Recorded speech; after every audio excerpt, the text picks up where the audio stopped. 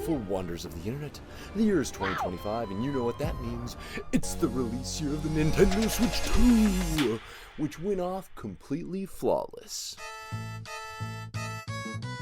Okay, so maybe it wasn't perfect, but as I look back on my list of games I played this year, it turns out most of them came out in 2025. So without further ado, let's launch!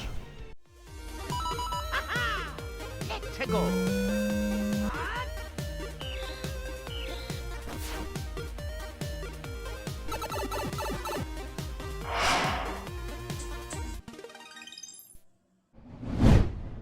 With the release of the Nintendo Switch 2 came some highly anticipated titles, ones that I had been waiting for years, but you might notice that this is at number 10 on the list, so yeah, we got some stuff to talk about here.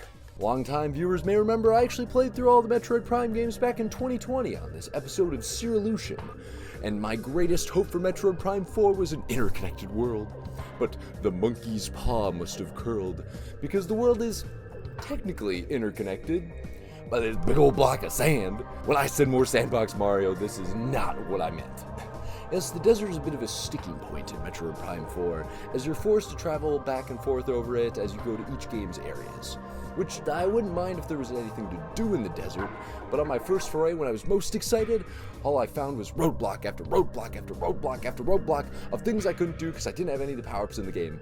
Eventually, it does become fun to pick up these goodies as you travel from one area to the next, but it was just too many times that I had to mark my map and just come back later that really rubbed me the wrong way. Some of the dungeons in the game, like the Ice Belt, show flashes of greatness, giving you an isolated frozen lab full of Lamorne lore, detailing their futile experiments to save their poor Lamorne brothers when they turned into Griever monsters. It's steeped in a horrific atmosphere as you come across corpse after corpse, and this genuinely awful scream when you get close to this dead Griever.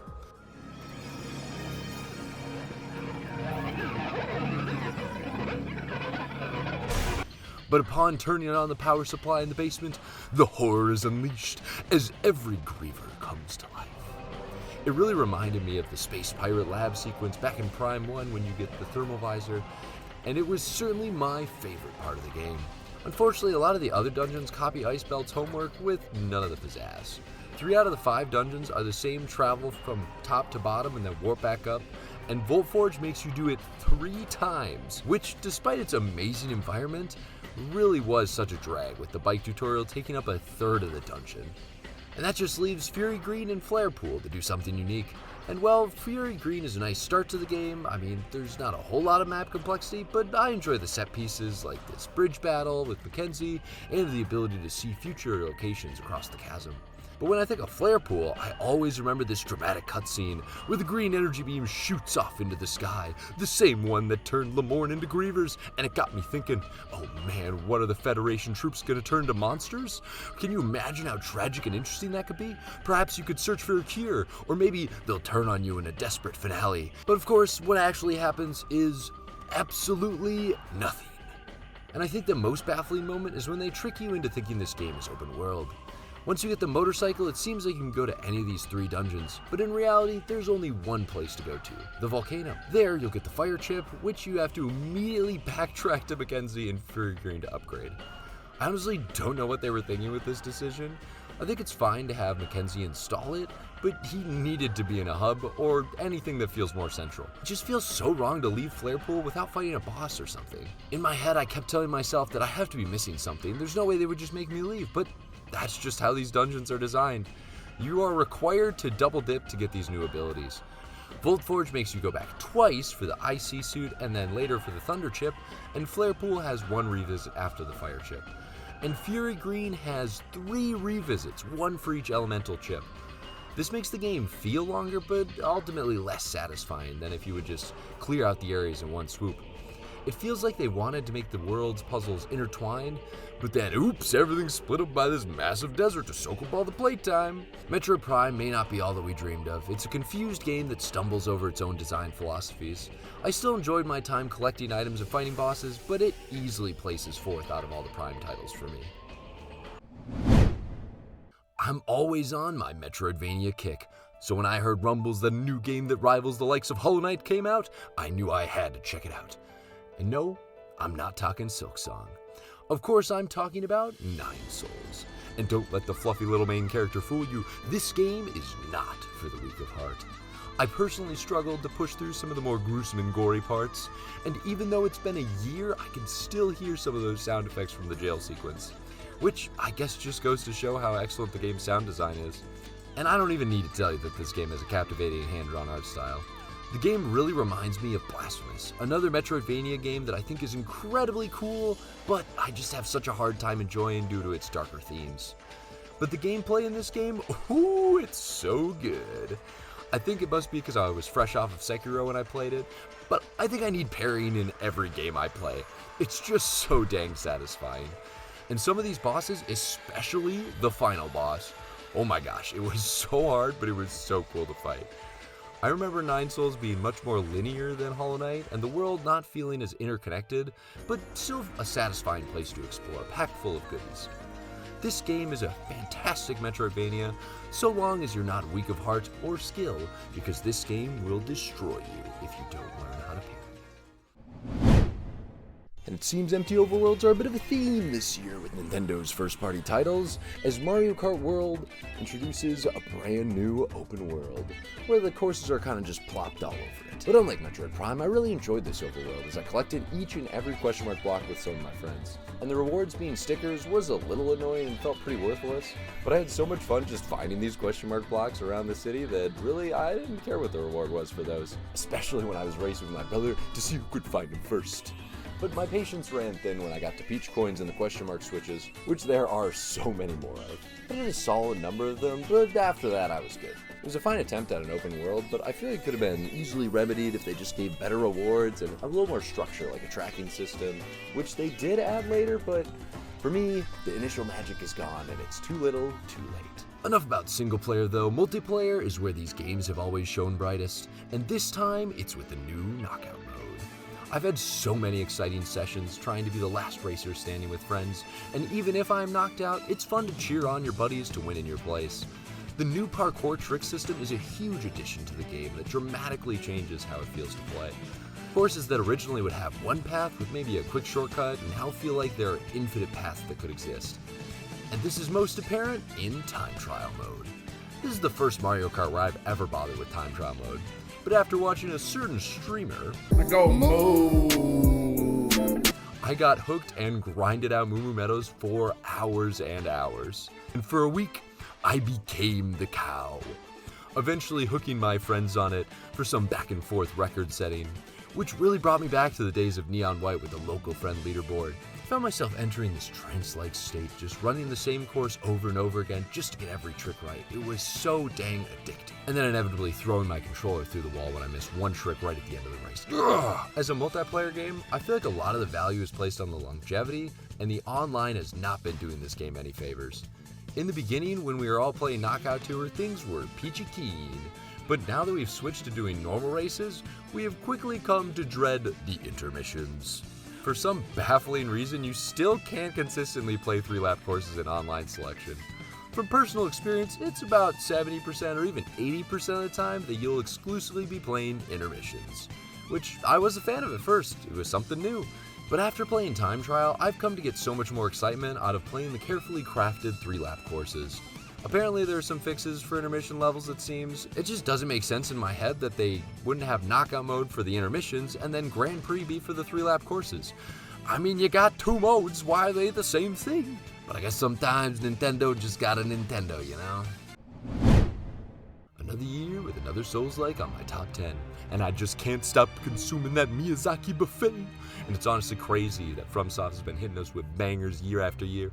2022, Elden Ring. 2023, Armored Core. 2024, Shadow the Erdtree. And in 2025, we got Elden Ring Nightreign. We are feasting. Jumping into Nightreign, there's an overwhelming amount of info right from the start, between character abilities, items, and relics. And once you start around, it is go, go, go until the end. Communication is vital for saving every last second, so you can upgrade your character to their absolute maximum potential. But in all likelihood, for your first couple games, you'll just end up goofing off and die long before you ever see the real boss. You'll need to learn the purpose of churches, caves, castles, each yielding different benefits that you have to consider on the go. Honestly, Nightreign to me is just bringing back all those cozy feelings of playing Elden Ring co-op. Except this time, the experience is actually balanced around multiple people. Although, if you thought Elden Ring was hard, you are not ready for Nightreign.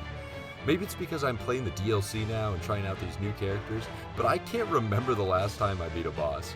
FromSoft has been slowly cranking up that difficulty meter to its peak, and I think we just might be past the tipping point with this DLC.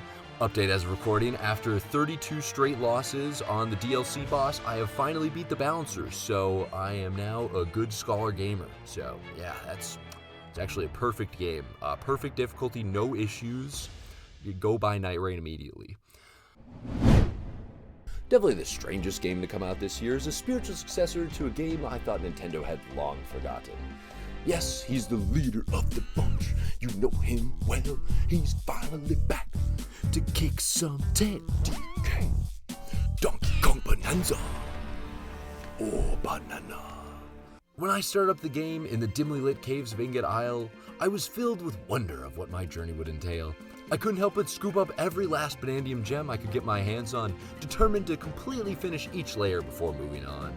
But eventually, the fatigue set in.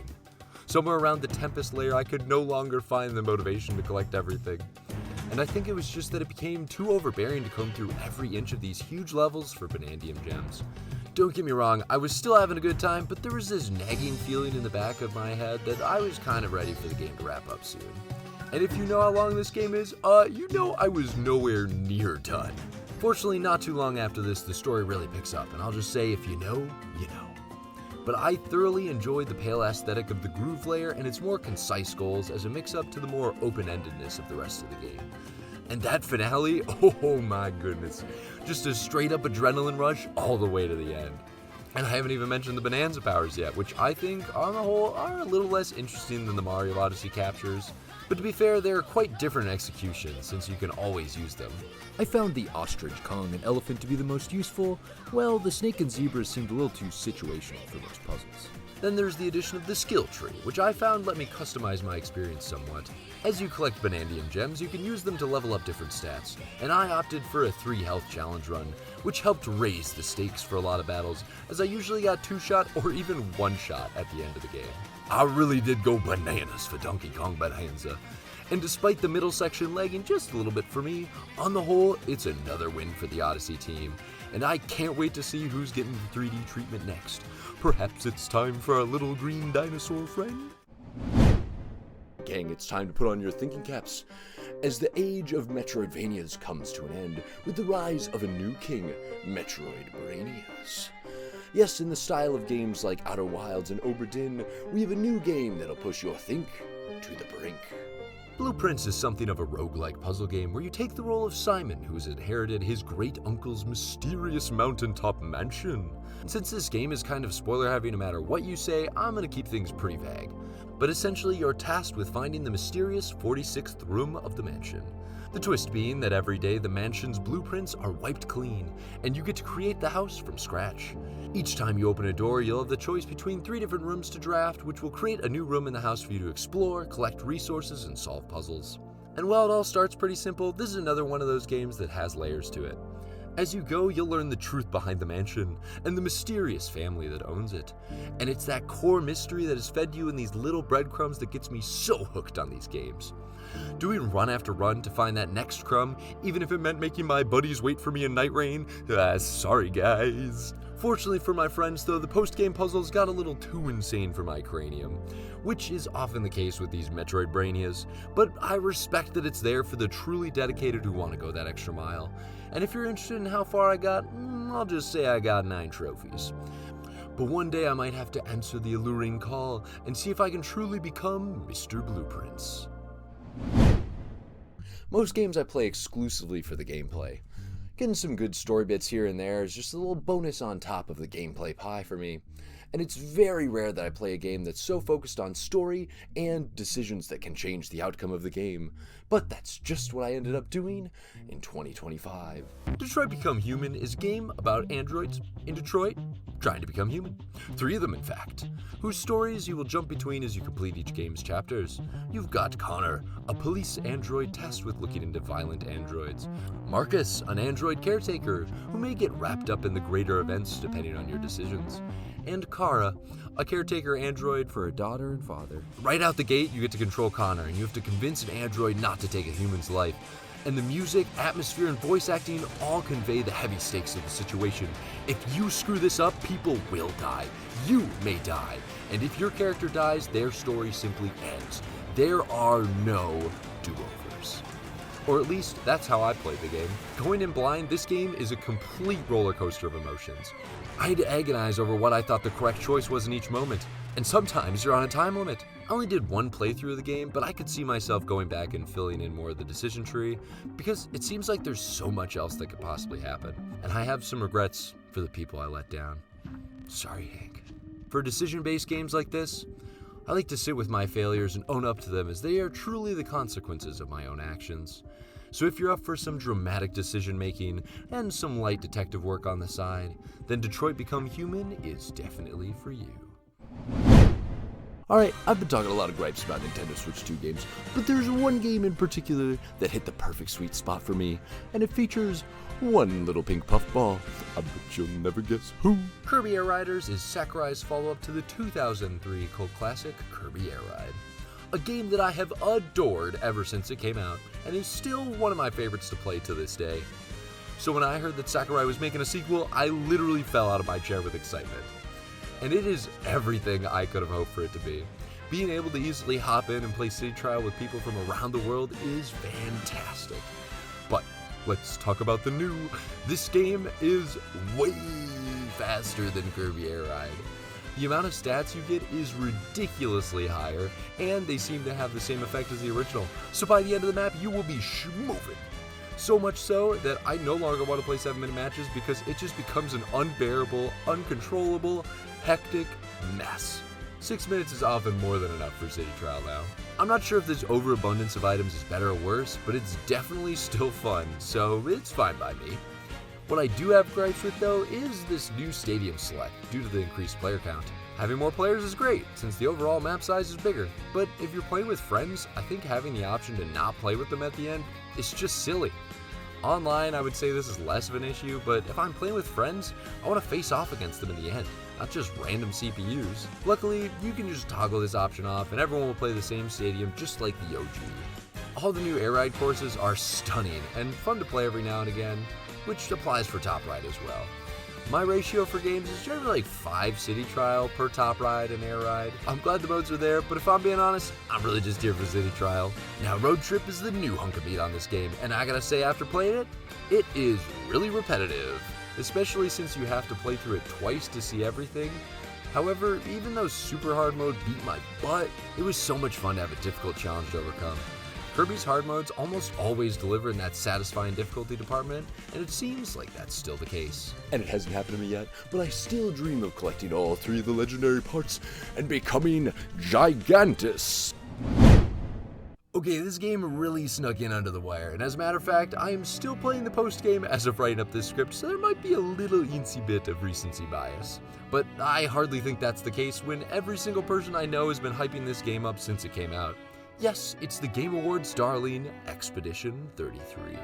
I honestly didn't have time to play it sooner thanks to the constant barrage of Nintendo Switch 2 titles since launch, but now that I've played it, I can say, wow, that is a special game. Never in any game that I've played have I been in tears in the gosh dang tutorial. I really don't want to spoil any of the story since that's honestly my favorite part of the game. Closely rivaled by how satisfying the combat experience is and how well written the characters are. Okay, I might like a lot of things about this game, it turns out. Immediately, I was excited by the sheer amount of stuff there is to collect in this game. Upgrade materials for weapons, upgrade materials for characters, Pictos that equip like charms in Hollow Knight, weapons for characters, silly costumes, and of course money to buy more of this stuff to collect. I was a little worried about how much menuing I'd have to do to manage my Pictos, upgrade my weapons, change my team around, read weapon abilities, upgrade characters, but honestly, I was able to shave off a lot of that menuing time by focusing on one weapon per character and investing most of my time in selecting pictos, which are crucial to whether you succeed or not in combat. Once you're done preparing and actually in combat itself, the system is very refreshing. Despite everyone I know telling me it's Paper Mario, and as a big Paper Mario fan, it is certainly not. Here's Paper Mario action commands, here are Expedition 33's. Learn the difference. That difference obviously being that Expedition 33 does not focus on its attack action commands, instead it is all about dodging. The game will start you with a simple dodge and parry, and honestly, the dodge might as well not even exist because you know I love a good parry. Executing parries perfectly even gives you a massive counterattack, which I think is where Expedition 33 shines most in combat, where if you play flawlessly, combat encounters will only last a matter of moments. So unlike most RPGs where encounters tend to drag, this game's pacing is lightning quick. But a note on enemies and an honest comparison to Metroid Prime 4 is it feels like there's a lot of cool stuff in the world, but I'm just unable to interact with it. Whether it's these red dangerous areas or these super bosses that'll just smash me into the ground. And also, why aren't these super bosses like marked as super strong? It's super annoying to just run into encounter after encounter that you can't possibly beat. It'd also be nice if you could see on the map if a location was dangerous, or just give me map markers. Please give me map markers. I have such a bad memory and can't remember where I've been, and I am tired of sweeping over this world map. But aside from that one gripe, I've really got nothing to complain about, because these characters are oh so good. And I'm telling you right now, you have got to talk to the party members around the campfire. The conversations they have start somewhat bland, but as the characters open up to each other, it becomes so easy to become invested in each and every one of them. And there are genuinely huge story moments hidden behind these innocuous campfire moments. I could go on and on about the story in general, but I'll just stop by saying Expedition 33 has everything I could want for and more in a game, with excellent story, characters, exploration, and just some minor annoyances with the overabundance of overworld roadblocks. Also, this game just never ends. Holy cow, the post-game is infinite. I'm still not free, and I don't think I ever will because these bosses are too hard for me, dude. Why am I playing on expert? What are they doing here? It's always so hard to justify picking a game of the year, simply because there's so many good games that come out within a year. But that's not the case at all for this year, because by far my favorite game I played this year was none other than Hollow Knight Silksong. Team Cherry is absolutely insane for putting out a game this difficult and massive in scale for such a bargain. $20, are you kidding me? And getting to play this game is like a dream come true. Silksong has everything I love in gaming. A deep world chock full of secrets and lore, where every crevice in the world is hiding something to discover. Combat so challenging that it has me coming back again and again to achieve that overwhelming sense of euphoria upon victory. And yes, of course, it's got a parry. I think my favorite part of the game, though, is the beginning, as is the case with many games. Getting to explore the copious amounts of unique areas on that climb towards the Citadel, there's just such a variety of themes and enemies and memorable encounters. Oh, I'll remember that beast fly for the rest of my days. As well as the brutality that is Hunter's March.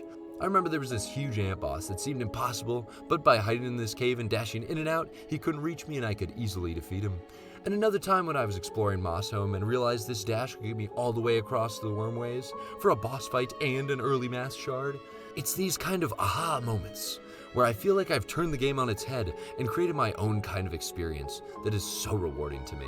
Then there's the new system with crests, which I think works really well, allowing highly customizable builds that not only include charm-like yellow and blue tools, but also red tools that allow you additional combat abilities. And on top of that, crests allow you to change your moveset and healing ability. I found the diagonal dive to be a little too cumbersome, so when I got that Reaper quest, I was ecstatic. Although real ones know the Witch's crest is where it's at. Let's go, where's the Witch Gang? I love how it forces me to get into the boss's face whenever you need to heal. It is easily the most aggressive crest in the game, and I love it for that. The Witch Crest also just so happens to be the reward for one of my favorite side quests in the game, which is another new aspect of Silksong. Some of them are as simple as give X amount of money to the town, but most give you some kind of additional goodie to keep an eye out for when exploring, whether it's a new foe or a lost merchant. And if you're lucky, you might get a grand hunt quest and get to fight an all-new boss, or a returning favorite. Wait, no, not you! Of course, with a game like Silksong, you are bound to miss a lot. So, spoilers beware, we're gonna get into it here in 5, 4, 3, 2, 1. Spoiler fears be gone. So by the end of Act 1, my map looked like this, and I couldn't figure out for the life of me how to get through this dang mist.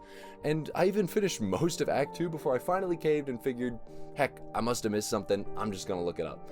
And it turns out, you gotta play your needle in to get through here. Like, what? No NPC mentions this, there's no, like, tip or clue. You're supposed to randomly be like, ding, ding, ding, ding, ding, ding. Wherever you go.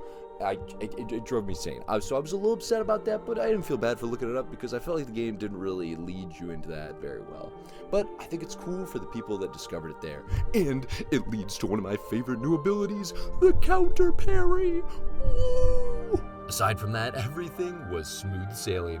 I cruised right up to the final boss, got a new quest from the caretaker, and oh my god, it just keeps going. I really thought that Act 2 would maybe have an additional secret final boss, something like the Radiance from Hollow Knight. But I never imagined the depth of the encounters and areas that Act 3 had in store for me. Even in the final hours of the game, when I'm at 99% completion, where it feels like there's like a crumb left for me to discover, I would still stumble upon entirely new areas, and I would be absolutely gobsmacked that there was more to explore here. Oh, and of course, so many of these bosses hit that difficulty curve just right. The first Sinner and Weaver being some of my personal favorites. And I had another favorite moment when I learned that you could counter these bell attacks with the Threadstorm skill. It's honestly unbelievable that the game is as much fun as it is. And now you're telling me there's already DLC coming out next year? Oh boy, it's gonna be a good 2026. Hope you had a wonderful 2025 and are looking forward to the many adventures of 2026. Put some of your favorite games down below in the comments and I'll be sure to check it out. Let me know if you agree or disagree with me and if you think I'm crazy for playing Silk Song and Expedition 33 on expert difficulty, or if that's just what real gamers do. Either way, I can't wait to talk with you about it down below, but until then, I will see you later.